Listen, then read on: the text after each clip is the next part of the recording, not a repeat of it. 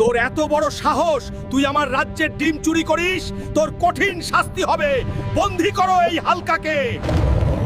আমি জানতাম না যে ওইটা উনার ডিম। নদীর পাড়ে পড়েছিল, তাই আমি কুড়িয়ে নিয়েছি। ও, এখানে আমার কি দোষ? ভুল যেহেতু করেছিস, শাস্তি তোকে পেতেই হবে। আগামী পূর্ণিমাতে হালকাকেও হাঁস বানিয়ে দেওয়া হবে। কারাগারে নিয়ে যাও হালকাকে। ছেড়ে দাও আমাকে, আমাকে ছেড়ে দাও। এই হাঁস রাজা খুবই খারাপ। আমিও মানুষ ছিলাম, একটা ডিম কুড়িয়ে পেয়েছিলাম, তারপর আমাকে ধরে এনে হাঁস বানিয়ে দিয়েছে। আমি তোমাকে সাহায্য করতে চাই হালকা।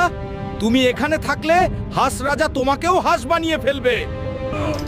আমি ওই হাঁস রাজাকে মেরে ফেলবো।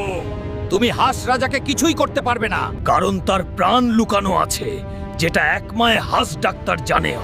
কোথায় পাবো ওই হাঁস ডাক্তারকে? আমি তোমাকে মুক্ত করে দিতেছি। তুমি ওর দিকে একটি গুহা দেখতে পাবে, সেখানেই সব জানতে পারবে। আমি তোমাকে মানুষ বানিয়ে মুক্ত করে নিয়ে যাব। তোমার আশায় থাকবো হালকা বন্ধু। আমি কি পারবো হাঁস রাজাকে মেরে সবাইকে মুক্ত করতে? সেইটা দেখার জন্য সোলাইমান পেজটি ফলো করে ভিডিওটি শেয়ার করে দেন।